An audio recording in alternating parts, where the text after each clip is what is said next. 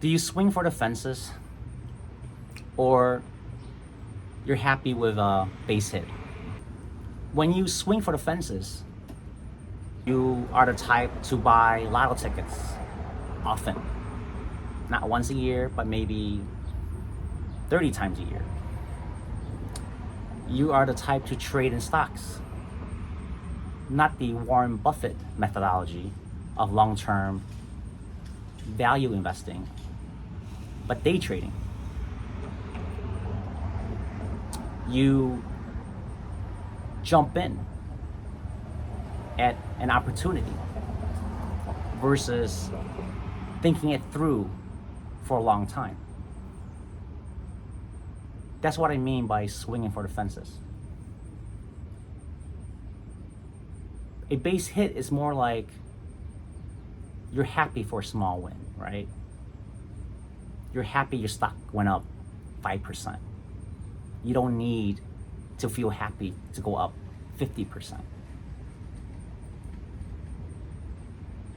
As long as you make money, as long as there's a positive outcome, you are satisfied. That's a base hit.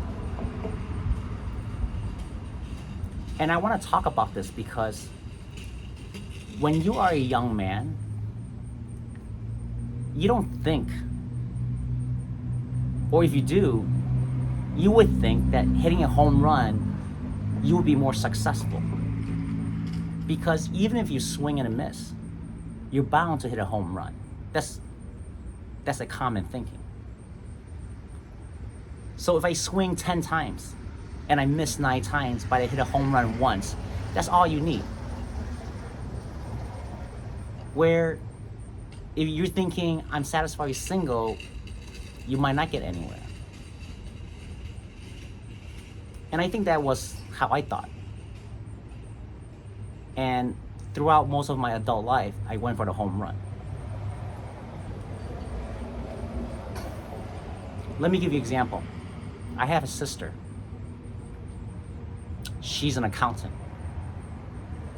She's actually very underpaid. She has 30 years of accounting experience, but basically make entry-level money. It's not because she's incompetent. She's very good at her job. It's because she doesn't want to be a manager.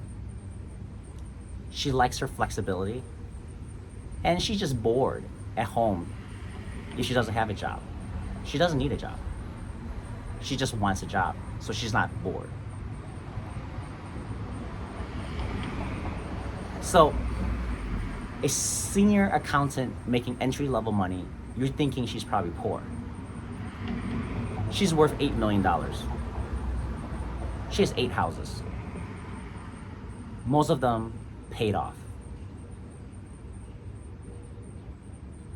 How did she do it?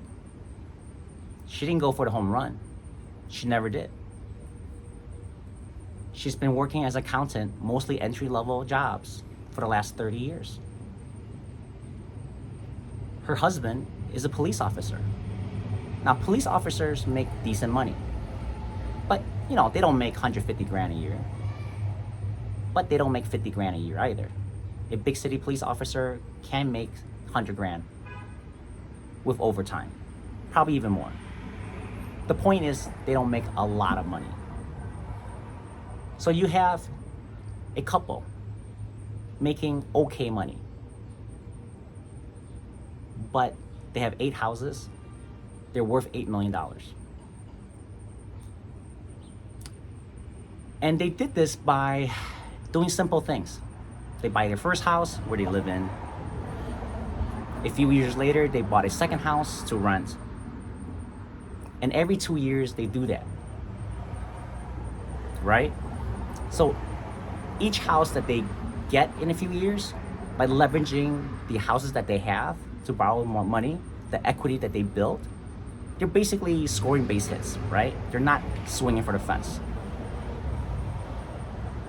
And they put money in stocks, usually in an S&P 500 fund, index fund, or long-term investments like NVIDIA. And now they're doing pretty well.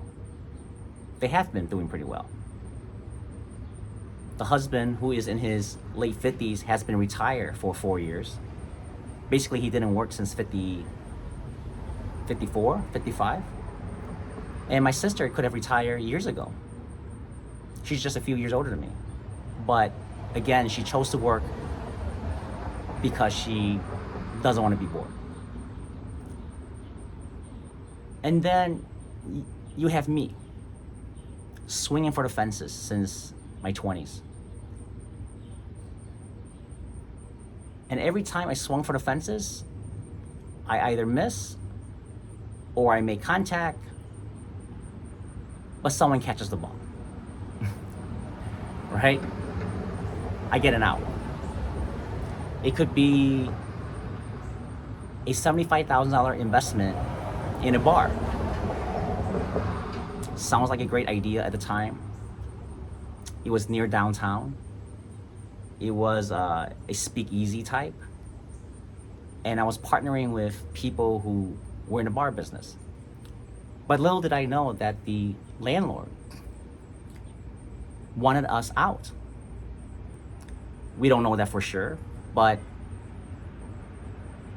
we lost our money when the city shut us down for the most stupid reasons, like having a flag when we're not supposed to have a flag, something like that. I mean, for the most stupid reasons. Because the city of Chicago wants you to open a business in theory, right? They don't want to close your business, because if they close your business, they're losing workers, they're losing taxes, right? But if the alderman wants you gone because someone's paying his campaign funds, they can pull strings like that, shutting you down for minor violations.